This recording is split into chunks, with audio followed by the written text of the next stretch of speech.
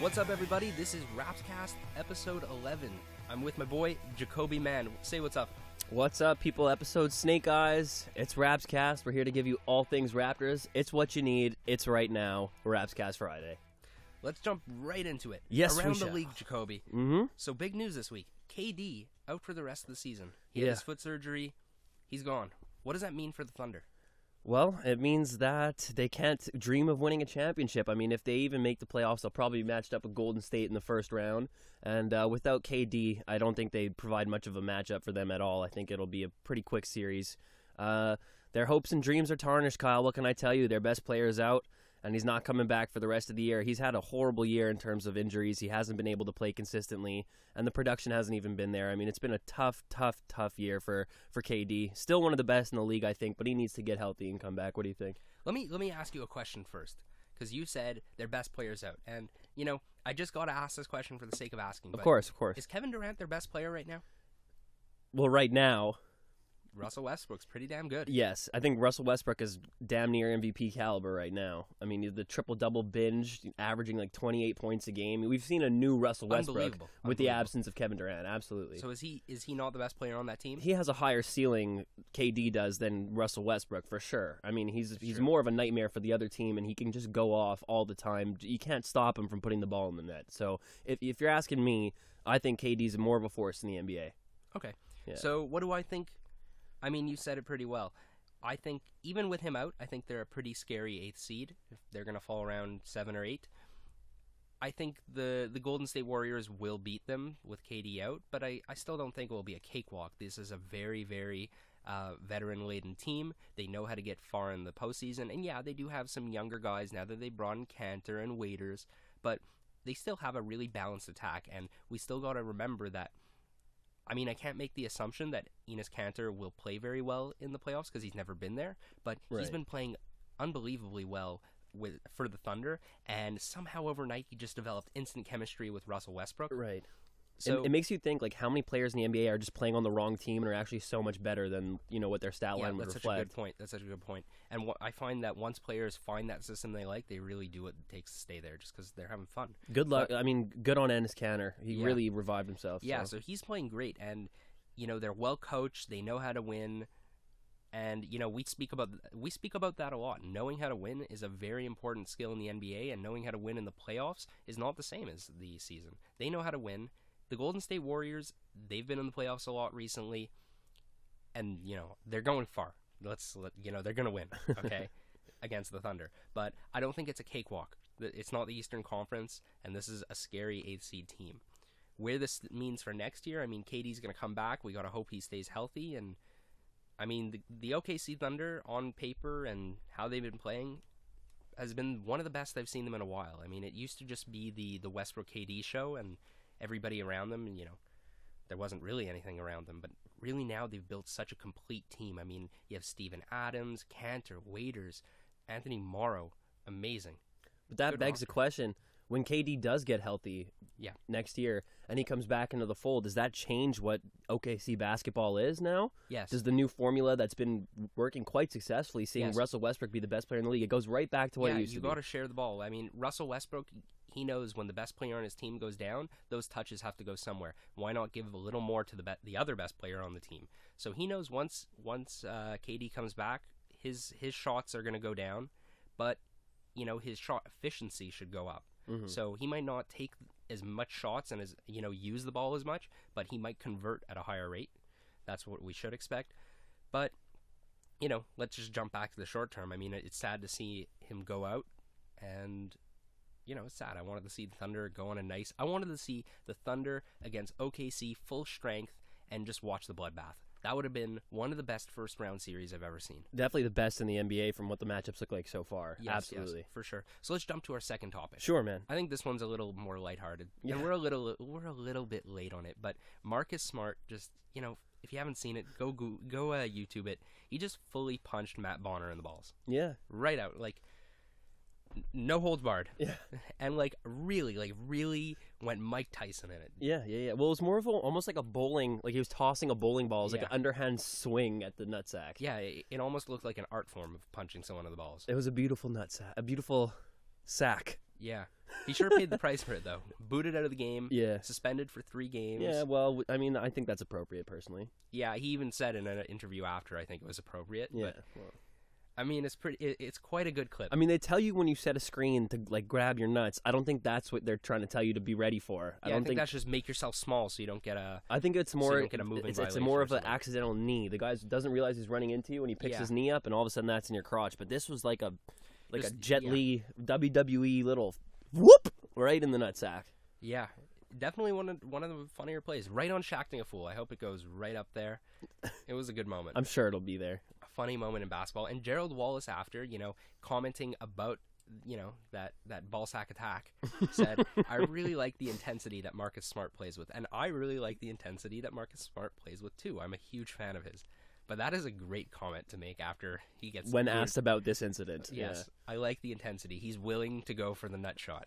Well, I mean, they were 22 points down. Some part of me likes it. Some part of me likes to see a player get frustrated when he's being humiliated. Yeah. Otherwise, you don't care. Yeah. You know what I mean? So I like what I see from Marcus Smart. Yeah, I like his body language overall. I mean, like, he's got that frustratedness. That's not a word. But frustration. Yes, that frustration that, like, Russell Westbrook has, just furiousness. So sharp, so angry at every goddamn person on that basketball court, and I love it. Well, he's the hope of the Celtics faithful right now. Yeah, you know what? For another podcast, we got to talk about those Celtics. Yeah, I think they have a bright future. Yeah, me too. I love their coach too. Yeah, Brad Stevens. So let's jump to our third part of Around the League, and this is just really a comment. I mean, the Raptors played against the Houston Rockets this year, and I mean, not this year. They played them about 2 games ago.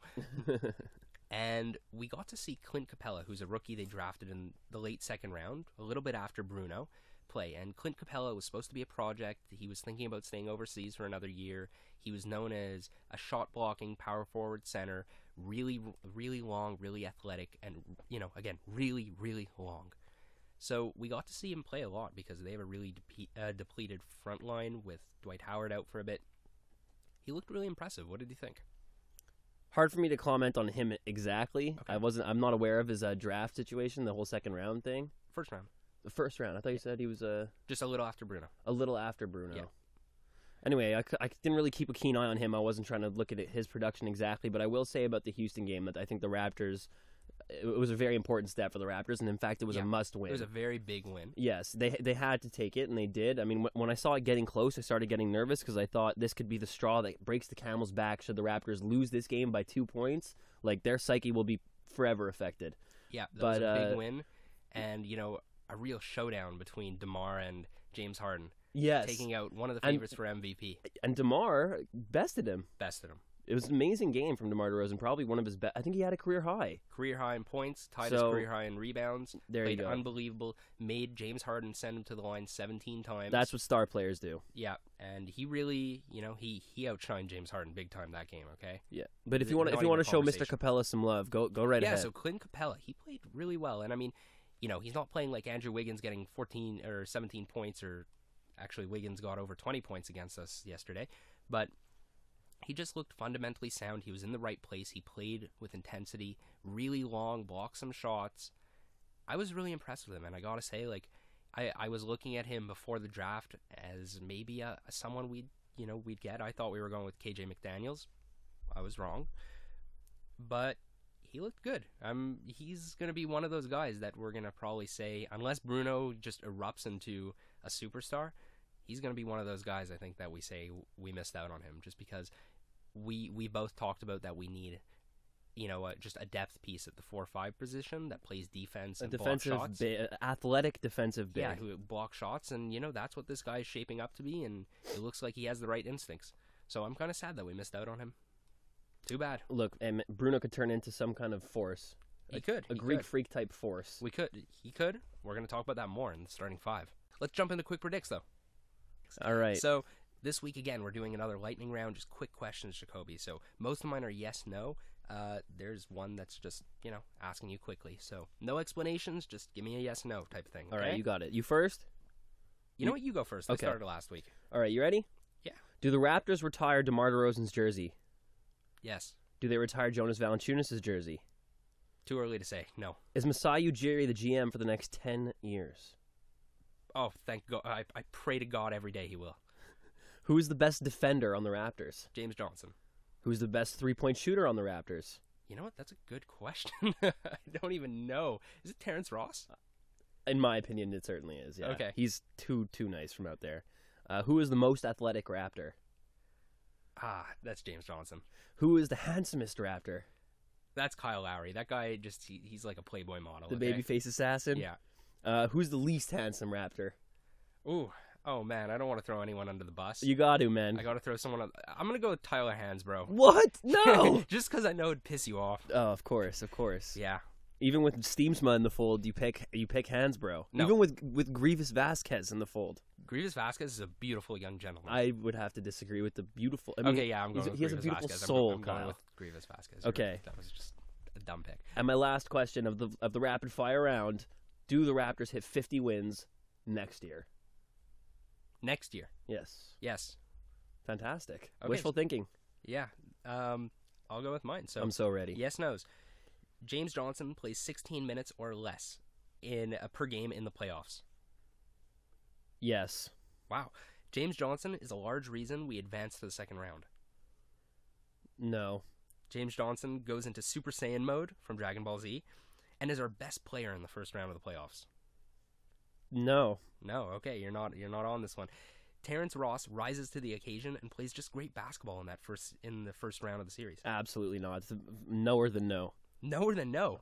So you think he's going to play even worse than the last year? Well, he's not ready for playoffs, Kyle. He's not. So okay, I just think it's got to be time. It's more likely James Johnson will rise up as a hero than Terrence Ross. Okay, let's keep going. Yes, no. DeMar DeRozan gets exposed by the third game in the series and is very ineffective at scoring for the rest of that series. Absolutely not. Absolutely not. Okay. Yes, no. Dwayne Casey gets severely outcoached by the opponent coach in the first round. Maybe not severely, but there's definitely a good chance he'll get outcoached. Okay. Yes, no. Bruno and Bebe receive collectively a total amount of 0 minutes in that entire first series. Yes. And yes, no. Masai Ujiri will publicly say, fuck blank, and blank would be the city of the first round opponent. I don't think he will. I think he had his one OG moment, and then that's the end of that story. The thug life just one time. Yes, exactly. And the last one is just, who's your favorite Raptor this year? Why? Oh, man. That's a tough one to answer don't off the give top. me Kyle Lowry or I won't give you Kyle Give me Lowry. someone that you want to talk about. Well, you know who I'm going to say. You're going to say T. Hands? I got to say Tyler Hansbrough, man. I love watching what he does with the Raptors.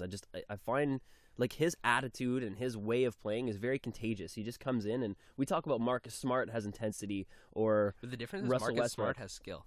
That is the difference. You're right. But Tyler Hansbrough is this undersized big who the only way he's going to get any rebounds or help the team is if he's intense, and he manages to do it all the time. Yeah. So I think that's very impressive. Just to be an average NBA player but still work as hard as him and want to improve as much as him and want to make a difference that bad. Just what I see from him on the court, I'm very impressed. He doesn't have the skill set, but that's all the more reason to say, wow, good on you for doing what you've done. Okay, I'm going to answer that question too. And, aside from the obvious, like our best three players, it's a close tie, but it's not. I just want to mention Patrick Patterson. He's up there. I really love his game, and I think he's improved so much. I mean, he's really improved his foot speed. I've noticed that. He's such a better defender, and there's a lot of times where, because we play that scramble defense, lots of switching, that he's on the three-man, and, last year he'd just get blown by every time. This year, not so much. He could contain a lot of threes. No problem. But, obvious choice, James Johnson. We talk about him so much. I mean, we signed him as a low-risk, high-reward player. I was even down on him. I think we discussed, I said he might even be a detriment to the locker room, but man, has he surprised me. Most of the time, he looks like the second best player on the court. No matter if Kyle Lowry's there, DeMar DeRozan's there, he looks awesome. He played iffy against the Rockets, that's all I'll say. Yeah, but you know what? 9 out of 10 games, he plays amazing. He does what he's told. He plays within the offense. And okay, we know he's not a shooter, nor is DeMar, but he shoots at a high clip. He's got excellent footwork, scores in the post. He just does everything really well, and he plays so smartly. I love him. If he developed a consistent mid-range, off-the-dribble jump shot, oh my God, he would be like... He already has the corner like LeBron-esque, almost. Corner three is his shot. He could hit that very well. If he could just hit like a standing three-point, from the arc, Honestly, he'd be so good. Or just two James Johnson steps in from the arc. Yeah, something You know like what that. I mean? That's all he needs until we start talking about him in the All-Star game. Seriously. You love this man. I love this man. And I love him right down to his neck tattoo. Right down to that. Okay, with that, we're going to go to break. Yeah. And stay put, guys. We'll be right back. It's starting 5. Lean forward slightly. Look straight at the speaker. And listen with a sparkle in your eye. As though you might be thinking, gee, this is the most wonderful thing I ever heard in all my life. Okay, we're back from the break. It's time for the starting 5, Jacoby. Want to just jump right in it? Yeah, sure, man. So first things first, the Raptors have clinched the Atlantic Division Championship. We are Atlantic Division champs. Woohoo! Kyle, tell me how much partying we should do about this. 0. Just straight up 0. It's not a big accomplishment. I mean, I'm happy for the franchise that we've done it 2 times in a row, but, I mean, this is just the weakest of all the divisions, and, it's not even close. You have to keep in mind we have the Sixers and the Knicks. Yeah, and even Boston. And Boston's like our toughest, they're climbing up our back, but it's by a long margin. They're not ready to compete at a high level yet. They will be soon. But for now, not a big deal at all. The only silver lining of this is I think we both agree that the Raptors definitely don't have a history of success. So anything that gets a banner up in the ACC, I'm happy about. Do you agree? I agree, but again, I think this is kind of like, it's sort of like being like the smartest kid with a disability. Like, you know what I mean? Sort of. Oh, that's going to come across terribly. Okay, so yeah. I'll edit that one out. It's like it's just not something to be too proud of, I find. Nothing to hang your hat on, I find. You know what I mean? It's just a division championship. It's just the best out of the 5 teams. Like, playoff success is still yet to be seen, so I don't think it means anything, frankly. Yeah, I agree. But, as I said, anything that gets a banner up, I'll take it. Beggars can't be choosers right now. We're doing pretty well. Let's, I want the ACC to look to just sparkle like with banners. Yeah, to sparkle with banners. I'll do anything to get a banner up there. Okay, if we win our first round series, banner. Okay, we'll be the first. Win a series, banner. DeMar DeRozan, like if he retires tomorrow, banner. Eastern Retired Conference number. quarterfinalists 2014 banner. Anything. Okay, Chuck Hayes, like when Chuck Hayes leaves the team, okay, banner. Retired number. Straight up. I want him retired. Number 44. Yeah, I probably joke with that one. But, yeah. Real talk, though, good on the Raptors to be the best in the division. I mean, it is a bit of an accomplishment of those 5 teams. Look who had the best record this year. It's our boys. So yeah, I mean, obviously I'm happy. I'm not upset they want it. Right, and you have a guaranteed playoff spot. So if they can... More than that, you have a guaranteed top 4 seed. So, I mean, it is good. I'm happy they got it. It means they get a top 4 seed. I will be happier if they get out of the first round. Put it that way. Same here. I think Toronto agrees with us, Kyle. Yeah. So, second thing on our starting 5. Bruno played this week. Yeah, he did. Total of 4 minutes. Okay? Yeah. That is 4 minutes that we could talk about. Yeah. We're going to do it. So, what do you think? I mean, he played in the Lakers game for 1 minute. He saw a lot. A lot of things happen for him. 2 turnovers, a foul. In 1 minute. And besides that, nothingness. Nothingness. Mm-hmm. I mean, yeah, he had butterfingers that game. What did you think? It's very tough to come into a game when it's already basically over. Yeah. And there's only just a couple minutes left. It's tough to come in and have your mindset like, oh, I'm going to beat these guys. We're really going to play as a team. This basketball is going to be great. Yeah, it's definitely, it's not that because he knows he's coming in. He has a language barrier. And really, he knows when he's coming in, it's just Bruno time, right? The fans are shouting, Bruno! Right, which I was just going to say, I think they should cut out. I love it. I love hearing on TV, Bruno, Bruno. But the point is, it's even harder for him because he knows when he's put in the game, 1, that his teammates aren't going to be playing hard, and 2, they're just going to give him the ball. The other team knows if he comes in the game, the ball is going to him, that the Raptors just want to give him opportunities to score and to stand out, right? Because, they're nice guys. They're treating him like a brother. And the game's over at that point. You're only doing anything for funny reasons at that point. Yeah, they're just, they're trying to, give the guy some experience. And yeah, totally. He knows that's going to happen. He gets the ball pretty much every play when he's out there. But the other team knows that too. So the other teams are staying close on him, really paying attention to him. And, that makes it even harder for him because he's not just an opportunity scorer who may get neglected and then takes that 3-point shot. No, they know he's going to get the ball that play. They stick on him. Mm-hmm. You know, that's the only excuse I could say for him. You know, he kind of had butterfingers on that Los Angeles Lakers game, turned it over twice just not catching little the ball mundane right. turnovers. Yeah, gets a foul. Played pretty terribly that game. The Rockets, I mean, didn't do much else. He scored a basket. That's a plus, okay? 2 points. Woo! Oh, yeah. 3 minutes. Do you remember his first action in the NBA? Yeah, it was the lob dunk, right? And a 3-point shot. Yeah. It was awesome. Yeah, Bruno, he's going to be an all-star one day. Really? No. That's a big call. No. I'm just fucking. Okay. It's a possibility, It's of a course. possibility. Honestly, I have no goddamn clue. Yeah, who does? He is the biggest mystery I've ever seen in my life. I have no clue, and I can't make a prediction because, you know, I'm going to base it on a body of 4 minutes in the past week of play. But, you know, he'll be a fun prospect to watch. And in that Rockets game, he got 2 points, got a basket on 1 for 2 shots. The other thing that probably we should mention that in plus minus, he was minus 11. That's definitely not a vote of confidence. We should also let you guys know the score was very heavily in the Raptors' favor at the time of his... Yeah, we were up by about 30 points, and then in the end we won. At that point, 20. it just becomes like It's a the Bruno work show. out the kinks. Yeah, work like out the Bruno, you yeah. know, put him in, put Landry Fields' PSB model out. And Greg Steamsma gets his time, get you some know. play, and, you know, let them burn the legs, because we got to save our legs for the playoffs. For real, man. Yeah. But you know what I was more impressed about with Bruno?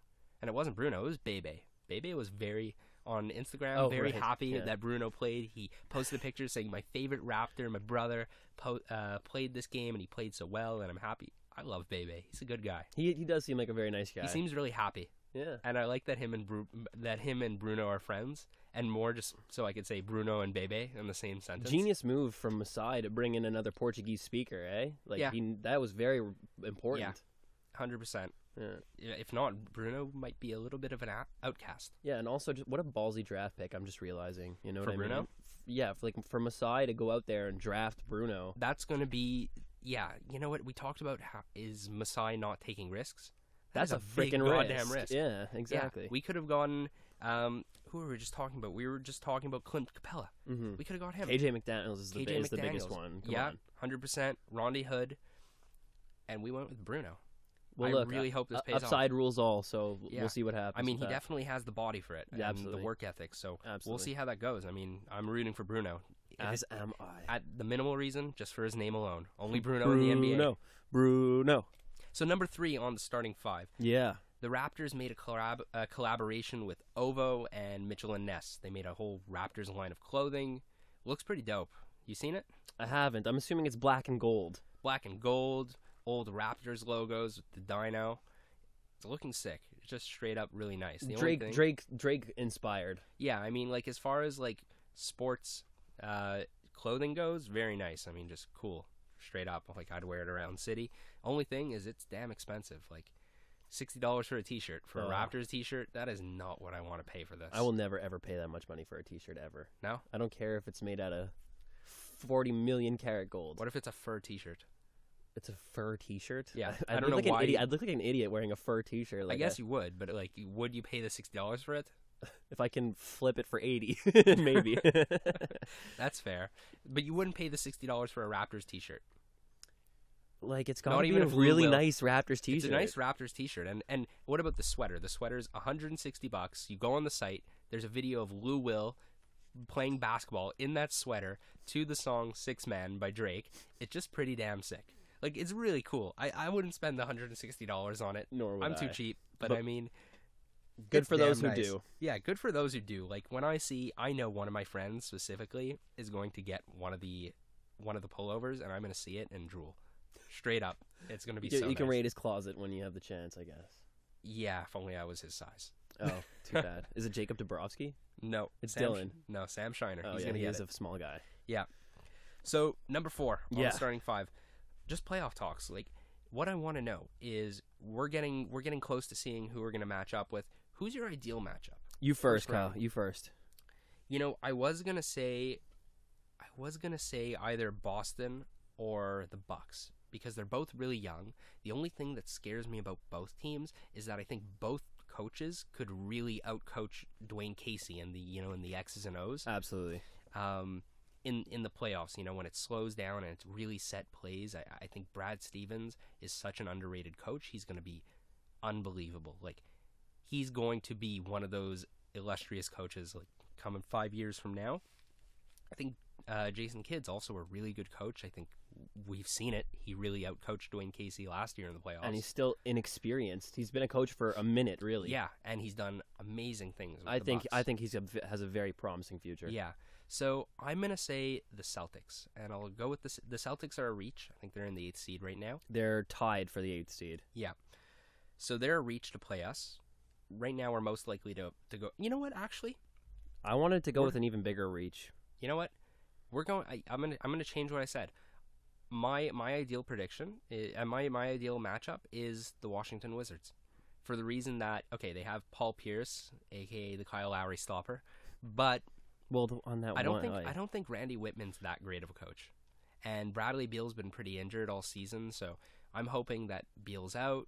Randy Whitman, not great coach, and they've been in a funk. Like, they started the season very well, like the Raptors, and also went into a funk come the second half of the season. So I think it's a good matchup for us. I think we could play well. They do have a strong front line, but Gortat. Yeah, and John Wall's pretty damn good. I was just going to say, John Wall is the kind of guy who can give Kyle Lowry a nightmare. The most problems he's ever had. Yeah, that's true. No. John Wall will not be stopped. A lightning bolt. Yeah, but... Well, John Wall, honestly, James Johnson. Stick him on, and we'll see how that works. James Johnson... I have my doubts there. I would try it. I don't think James Johnson can move his body fast enough. James Johnson is a freak athlete. True, but John Wall is a freak athlete. I know. But that's the best person I could probably stick on. I'd agree with that much. Yeah, that's the only person I could think of. Sure. The next person, Terrence Ross, no way. Right. Okay. But I'm gonna go with Washington. You know what? Just because they're not playing to what they're capable of, and I don't think Randy Whitman's a great coach. Straight up. If not, it will be one of those really unexperienced teams, just because I think Game 1 and Game 7 are pretty much auto wins for the Raptors. Mm-hmm. What about you? I know we frown upon having the Raptors play against teams with experience. Okay. But frankly, I think the Miami Heat can't match up with the Toronto Raptors. I just think they can't do it. They don't have enough weapons. I mean, I know they're long on defense, but their perimeter guys can't guard ours. I just don't think so. I think Kyle Lowry can have a field day on Goran Dragic. He's way tougher, way stronger. I know they've got Eric Spoelstra, who's coached them to multiple finals and knows exactly what it takes in the playoffs, but, a team with LeBron James and a team without LeBron James, same. It's just not, there's no comparison to be drawn. So you're asking me who my ideal matchup is. I wanted to say Charlotte, but that's a serious reach. Okay. So Miami, man, it's got to be Miami. I'm kind of a little bit afraid of Milwaukee, actually, to be honest with you. Yeah, they're really long. They'll cause defensive fits, and they're just so tough to play against. If someone knows our game, it's Jason Kidd. Yeah, totally. Okay? Definitely, he knows how to adapt to how we play basketball. Absolutely. Agreed with you. That's a good pick. For Miami, you know what? I'm still worried about them. The only thing that I could concede is that maybe they still have good players. They have Hassan Whiteside, they have Dragic, they have Wade, but I have a feeling come playoff time, we're gonna see Hassan Whiteside kind of fizzle out. Just because I think he's one of those players, we know he gets tons of technical fouls, he gets kicked out. I think the playoffs are a really heated time, and you could really expose him on that. Mm-hmm. So yeah, he's also young. He's 28, 27 or 28. Oh, I didn't even realize that. He's been bouncing around. Well, he only came to fruition this year. Yes, he only came to fruition. And he's sick. He is sick. But yeah, I think we could really take advantage of that. I think they're a good first-round matchup. They're not as likely, because right now they're pretty high up. I'm still going to stick with Washington. So, you think we have a better chance of beating Washington than Miami, though? Yes. Really? I think they're my first... You know what? Because I really just think the playoffs are a great time. I think it's when the coaches really shine, and so do the star players. But I think the playoffs are really about the coaching. Well, yeah. So why I won't choose the Heat is because I really think Eric Spoelstra is a great coach, and he really knows how to adapt to situations. If something's not going his way, he knows how to change it quickly. And I got to go with someone who I don't think is a great coach, straight up. So that's what I'm staying with, and you know what? It's actually the most likely we're going to play against them. So we'll see how it goes. Well, right? I hope you're right, man. I hope it's a good matchup. Obviously, I hope we win the championship every year. So last thing on the starting five. Yes. We're talking about Greg Steamsma. This Yeah, is man. pretty much the first time I'm going to bring him up on Rapscast without mentioning a Cleveland Steamer. Right? So Greg Steamsma, he's had an interview recently just opening up, talking about mental illness, and, there's a stigma on it still. He talked about that he's had a history in his family and personally fighting depression and stuff like that. So, I just wanted to say personally that I think that's, a really great thing to do. It's tough to really open up like that, and there still is a stigma against mental disease, and, I think it's good for us to talk about it too, just because spread the word. Awareness is fantastic for this kind of thing. Yeah.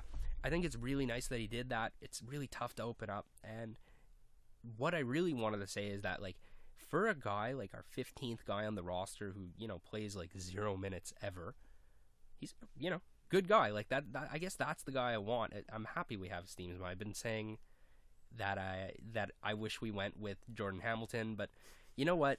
If he's not going to do anything on the court, then at least be a great person off the court. And I think that's such a good thing he did. Such a great thing to the Toronto community, the Canadian community, to talk about that, to raise awareness. So I'm happy he's on the team. What a good guy. It takes a very brave man to draw attention to his own history of mental illness and to raise awareness and say, like, I've been through this path. Depression has hit me and my family. Like, people are kind of embarrassed, and I think it's a shame that it is that way. Yeah. But I think it takes, in today's day and age, it takes a really brave, a really noble soul to expose really that about yourself. To expose that for yourself so that other people can benefit from your experience. Benefit from your experience, seek the treatment that they need. I mean, yeah, what a great thing. And, what really stands out about it is what a good guy, and, like, way better than, like, Landry Fields. I mean, Landry Fields, all he's brought into Toronto is PSP commercials. You're obsessed with the PSP commercials. Yeah, they're really funny. They are funny. They're really funny. But, I mean, yeah, I'm happier to have, like our scrub player as Steamsma, who's actually doing something for the community. Like, really, that's a great thing he's done. Rather than Landry Fields, who's just like, I'm going to marry a model and do PSP commercials and sit on the bench. And well, he is making $7 million a year to do what he's doing. To do nothing. So, yeah. To at stay in least bring shape, something back to the community. Yeah, well. I'll be happy to see him go. Don't ask too much of Landry. Yeah. Oh, man. Anyway, listen, Greg Steamsma, good on you, man. We love what you're doing for the Raptors. We're very on board with the whole mental health, raising awareness for the whole campaign. Good man. So good man. Keep it up, man. We're in your corner. We love you in Toronto and here in Montreal. Yeah, that's it. That's the end of starting five. Let's jump to another break, Jacoby. Enjoy our music. Bob out. We'll be back in just a few seconds. What's a bob out?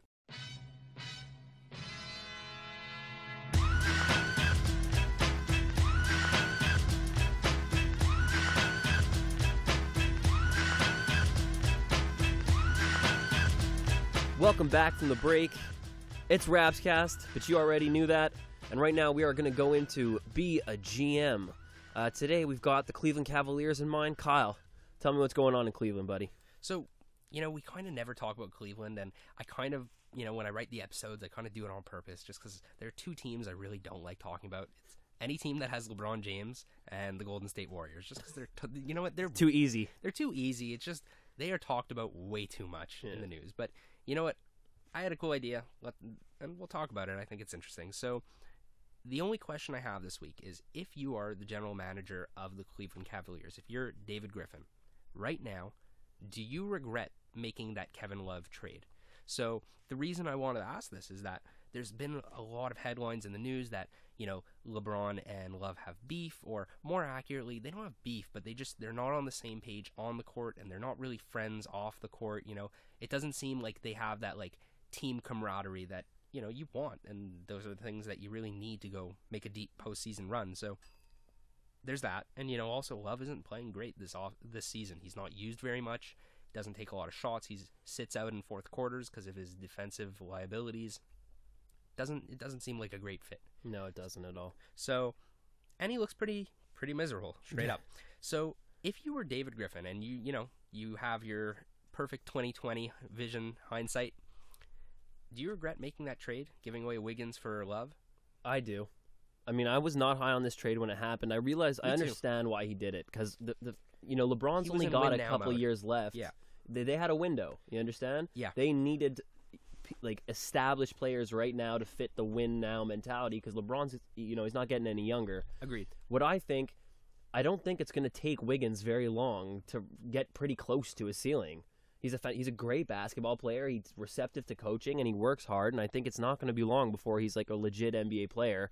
And I think, I definitely think he made a mistake. They could have used his defense. They could have used his scoring punch. Frankly, Kevin Love, he can't rest near the basket because it kind of plugs the lanes in for Kyrie and LeBron. True. So forcing him to be outside makes him kind of just right now a 3-point shooter. Right, which is a fantastic commodity. Yeah. But for Kevin Love, that's being one-dimensional. Yes. And the rest of his game is kind of being taken out. He can't offensively rebound the ball like he used to because he's just waiting to catch the ball from LeBron. He's like the best version of Steve Novak of all time. Yeah. So like he can't. I think it's a horrible fit. Frankly, I never thought it would be. They need better defense, and I think Andrew Wiggins is going to rise up to be a big time defender in the NBA. Yeah. So I think I told you this when the trade actually happened, but I agree. I was really upset when this trade happened. I thought, when LeBron went there, the big thing that was being talked about is that LeBron's getting older and he's still a good defender, but not quite as elite as he used to be, and they need that perimeter defender who's really going to lock on to someone on the playoffs. Think Kawhi Leonard, how he shut down LeBron last year. Mm-hmm. And Andrew Wiggins at the very least, okay, will be an elite defender, and already is a good defender. By season 2, he will be great. Okay. He's long, athletic, works hard. Working with LeBron James, he would have reached this potential even faster, as you mentioned. Absolutely, but of course. If they needed defense, they traded a guy who was a potential defensive stud. Even this year, he could have been, for a guy who we know has no history of actually playing defense in his basketball career. So I didn't like that straight off the bat. And then, in the long-term picture, using, my little GM hat, I love to think about the money, Kevin Love, he's on track. He's making like 15-ish mil a year this year. He's going to sign a contract giving him max money wherever he goes if he stays there for a while. He is a max guy. He is. Right? Andrew Wiggins, you have him for a guaranteed 9 years. Right. For those 9 years, you're locking him down to about $5 million a year. That is cheap money for a guy who's going to be delivering like he did. The guy put up over 20 points against the Raptors last night, albeit not very efficiently. Look, he's not going to be a bust. He's not going to be a bust, straight up. But at the very least, he would have been a great piece to work around with the Cavs. They really needed that defensive stud. Now they got it Mann Shumpert, so that fills a bit, but they could have had Wiggins. I don't think anyone was more disappointed with the trade than Wiggins himself. Yeah. Having a chance to go play with LeBron and sort of be his understudy, because they're kind of similar. I mean, they're the same height, same position, same type of game, face-up, big man, point forward game, really. Yeah, except he's not really a passer. He's less of a passer, absolutely. Yeah, but he's also kind of more naturally of a shooter than LeBron is. When LeBron came into the league, he wasn't money from 3. Agree.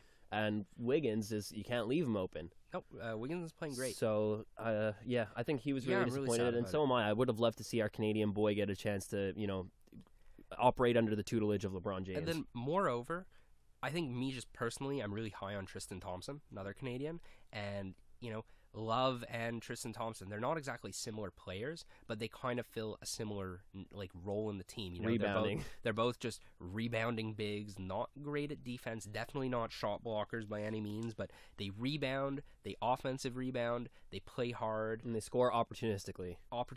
And Tristan Thompson scores, he could score very well. I love Tristan Thompson. Yeah, I think he's a great player. Love him. Yeah, so I really didn't like the trade now, and if I was David Griffin, I would be killing myself right now. Straight up. That one won't go over either, especially when we're talking about depression. But he'd be upset. I meant figuratively. Just I meant what I said earlier figuratively. Okay, fair enough. All right. But you know what I mean. He's very angry. He's going to be very angry at himself. Agreed.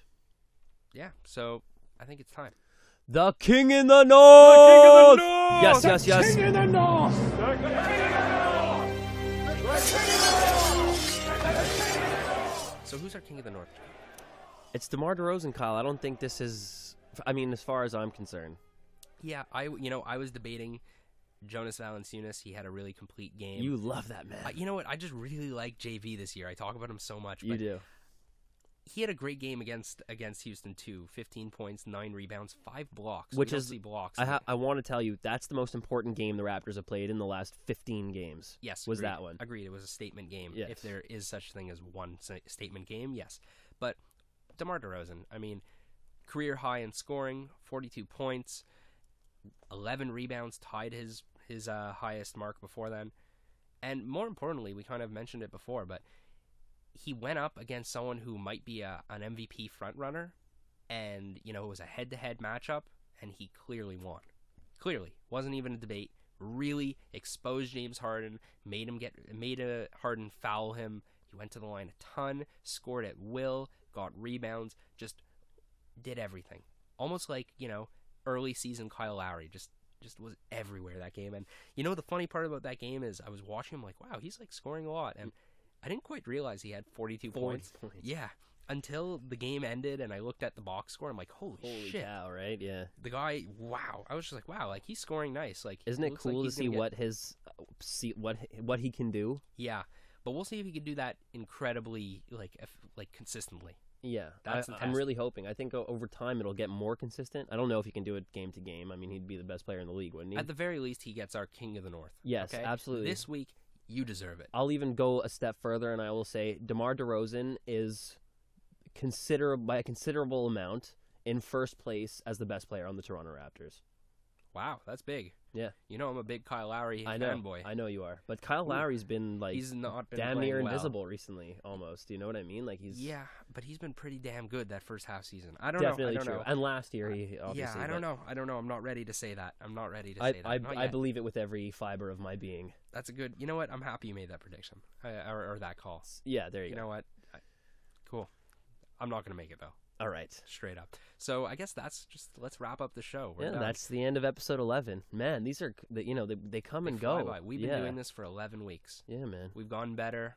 I definitely hear it. Remember when we just started and there was just like, hey, let's just talk about the Raptors for an hour. Yeah, yeah. That was terrible. Yeah, now we've got plans. Now we got structure and shit. Yeah, look at us, man. Yeah, we're good. So anyways, follow us on Facebook. You know, we're at Facebook/Rapscast. Tumblr, you know, Tumblr is part of our website, rapscast.com. And obviously you're watching this on YouTube, so subscribe to us on YouTube. And a shout out to our Reddit friends, man. 100%. We fuck with you so hard. Thank you for the comments. Thank you for the love. We do this for the people. So when you guys comment, it makes us feel very, you know, rewarded for what we're doing. So thank you to everybody. A lot of upvotes on Reddit we got on our last episode. Lots of really nice comments. We read them. We take them seriously. We, you know, any feedback you give us, we seriously talk about, and you know, we appreciate it. It's nice to feel appreciated. So I guess that's the episode, and just last thing is, on this episode, feel free, email us at rapscastnba@gmail.com if you have any questions or want us to talk about anything on the next episode, and that's a wrap, Jacoby. Let's call it a week. Rapscast out.